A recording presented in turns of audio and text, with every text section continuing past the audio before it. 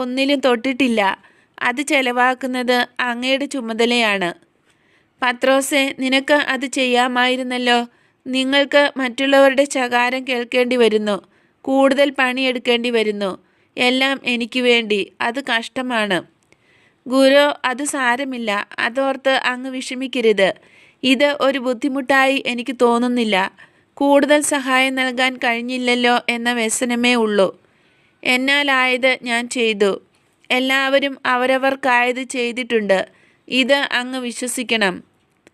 എനിക്കറിയാം നിങ്ങൾ പാടുപെട്ടെന്നും അതുകൊണ്ട് ഫലമുണ്ടായില്ല എന്നും എനിക്കറിയാം.